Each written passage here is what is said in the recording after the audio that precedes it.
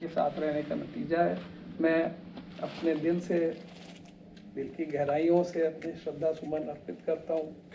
ऐसे लोग दुनिया से जाते नहीं, उनका काम, उनका रिसर्च वर्क और उनके छात्र उनकी खुशबू फैलाया करते हैं।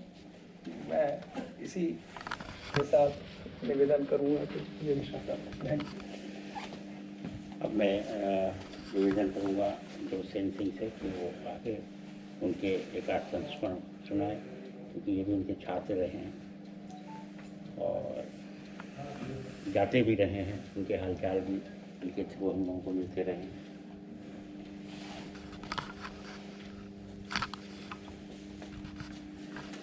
सबसे पहले मैं सर को अपनी श्रद्धा सुमन अर्पित करता हूँ।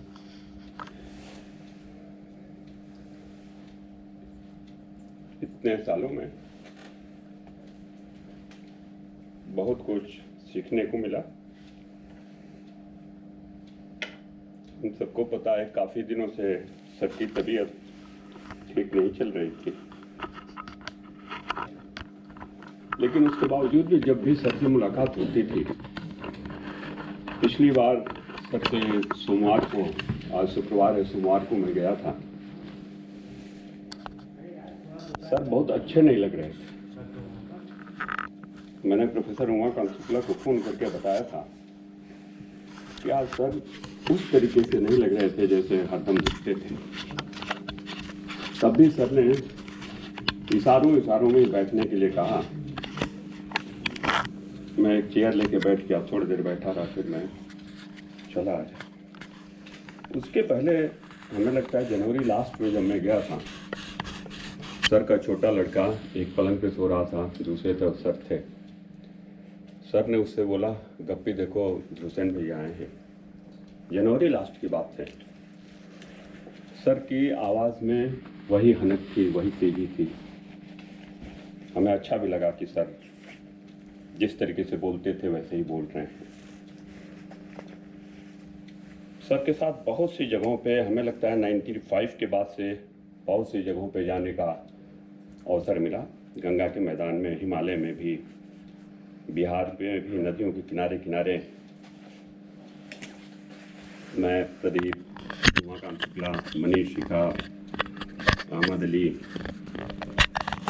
दोपहर में सर बार के ऊपर, पॉइंट बार या ब्रेड बार के ऊपर, एक जब सर जाते थे तो गमछा बांधे रहा करते थे और सबसे ये बोला करते थे कि गंगा के मैदान में अगर हम जा रहे हैं तो गमछा जरूर हमारे पास होना चाहिए। उसको लगा के सो जाया करते थे। स्मृतियों का खजाना था सर के पास। स्मृतियों में ही संसार बसता है और अगर हम अपनी स्मृतियों को सजे हुए हैं तो निश्चित रूप से पूरा का पूरा सांसारिक सुख हमको मिला करता है। सर से जो लोग भी, कोई ऐसा नहीं जिससे सर ने बातचीत नहीं किया होगा। सबके पास सबसे पुराने समय से एमपीसी सर और एस्कोबार सर उनके पढ़ते समय के साथी रहे हैं।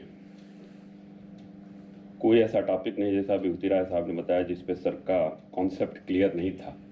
और कोई ऐसा साइंटिस्ट नहीं, बड़ा से बड़ा जियोलॉजिस्ट नहीं, कि अगर वो प्रेजेंटेशन दे रहा हो और सर ने अगर हाथ खड़ा कर दिया तो उसके चेहरे पे कोई शिकन नहीं बन जाती थी। क्योंकि सर को हम सब लोग जानते हैं कि 2 मामले में सर का कोई जवाब नहीं था और कोई भी कंटेम्परेरी जियोलॉजिस्ट उस मामले में सर के पास नहीं पहुंच सकता है कि फील्ड का बेसिक कॉन्सेप्ट जो सर का था वो किसी का नहीं।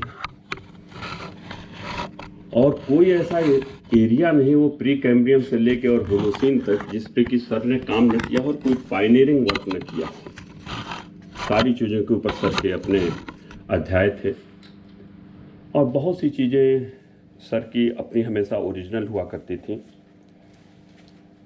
बाद में फिर बात कर लिया जाएगा सर के ऊपर। बहुत चीज़ें हैं, बहुत सी चीज़ें हैं बातचीत करने के लिए। अभी मैं अपने तरफ से, विभाग के तरफ से, विश्वविद्यालय की तरफ से सर को श्रद्धा सुमन अर्पित करता हूँ। और ये निश्चित है कि वो जाना तो सभी को है, एक दिन मानव चला ही जाता है, लेकिन मानव से बड़ा उसका किरदार होता है। उस किरदार की जीवन पर्यंत चर्चा होती है। सर का शरीर भले ही नहीं रहेगा हम लोगों के बीच में, लेकिन एक किरदार के रूप में वो आजीवन हम लोगों के बीच में जीवित रहेंगे। इन्हीं शब्दों के साथ मैं अपनी विनम्र श्रद्धांजलि और सत सत नमन सर को अर्पित करता हूँ। बहुत